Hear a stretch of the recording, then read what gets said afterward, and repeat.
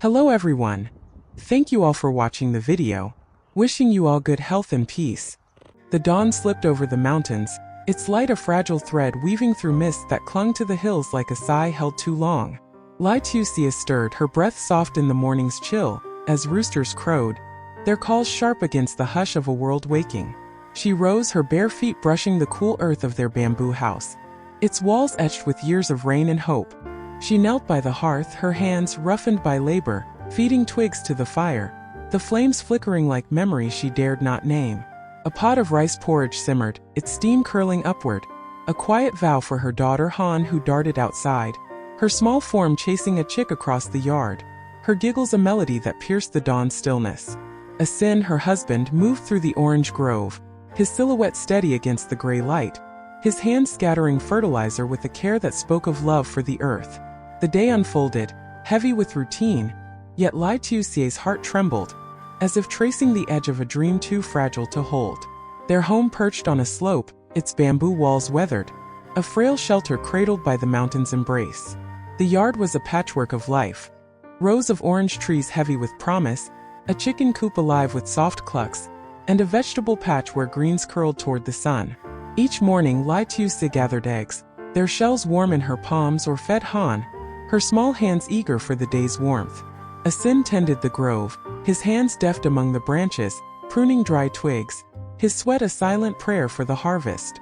Han, barely 3, trailed them, her laughter a spark when hunger didn't dim her eyes, her tiny fingers clutching orange rinds or tracing patterns in the dirt.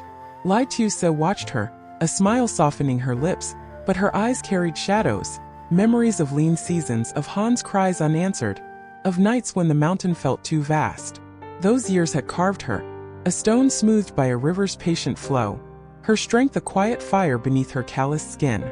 That morning the air was crisp, the hills draped in fog like a lover's scarf, the stream's murmur faint beyond the trees. Lytuca stirred the porridge, her hands steady, the steam rising like ghosts of days past. Han sat on a woven mat, her small hands clutching a piece of meat, her eyes bright but frail, her appetite thin. Lytuca knelt, her voice a lullaby woven into words. "Eat, little one, just a bite."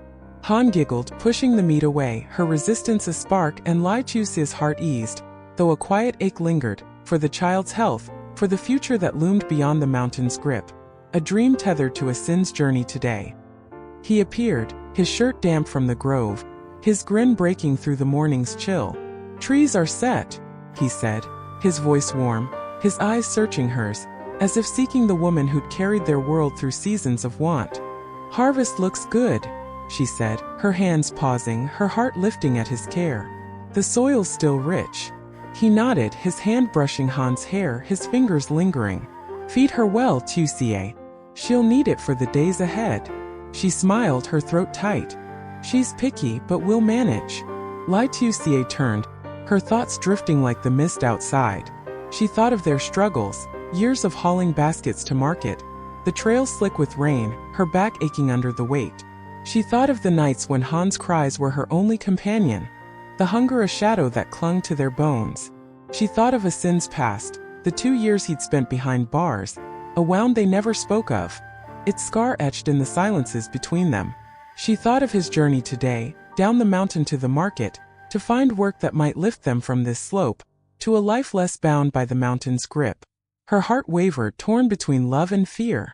She'd waited for him through those years, her hands steady, her heart fierce, but now with the promise of a job, she felt both anchored and adrift, as if learning again how to trust the days ahead.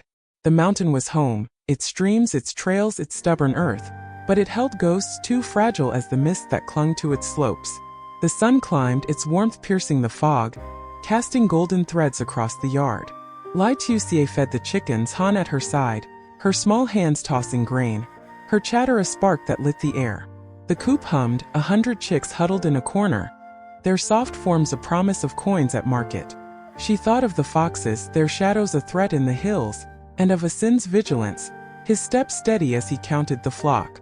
Han giggled, mimicking her mother's motions, her fingers scattering grain in clumsy arcs, and Lytuca laughed, the sound rare and bright, a moment of grace amid the labor.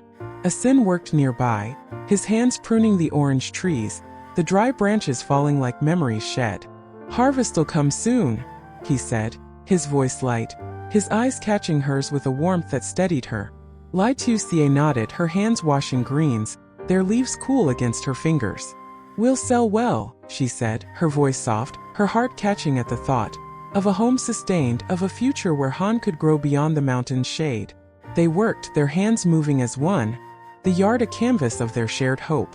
Lytuca washed vegetables, her fingers tracing the curves of mustard greens, their edges curling like secrets. Asin pruned, his motions sure, the grove taking shape under his hands. Han played, her laughter a thread weaving through the morning's hush, her small form darting between the trees, chasing a butterfly that danced above the leaves. Lytuca peeled an orange, its juice sharp on her fingers, and offered a piece to Han. The girl's eyes lit, her giggle a spark as she chewed, juice dripping down her chin.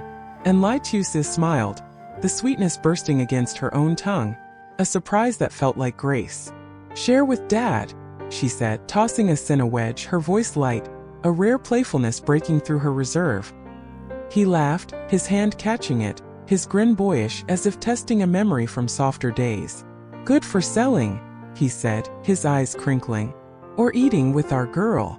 The morning deepened and Lytuca moved to the kitchen, her hands stirring a pot, the green scent mingling with smoke.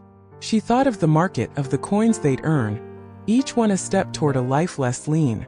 She glanced at Han, now crouched by the coop, her small hands tracing patterns in the dirt, her chatter a melody that softened the yard's edges. Lytuca's heart swelled, joy and fear entwined, as if the earth had shifted beneath her.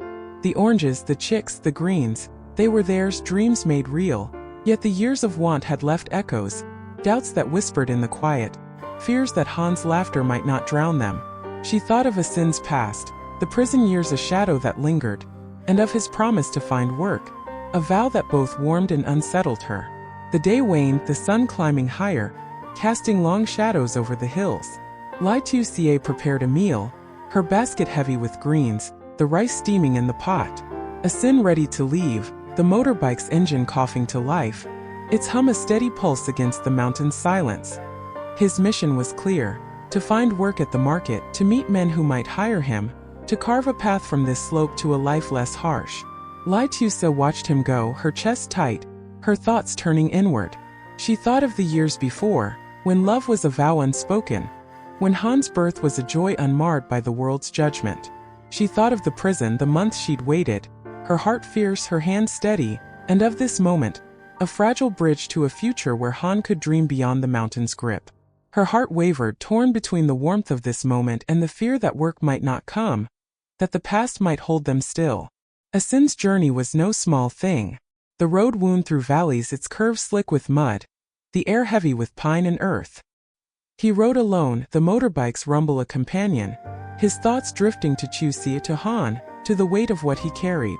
At the market he met a friend, a man with weathered hands and knowing eyes, who greeted him with a nod and a cup of milk tea.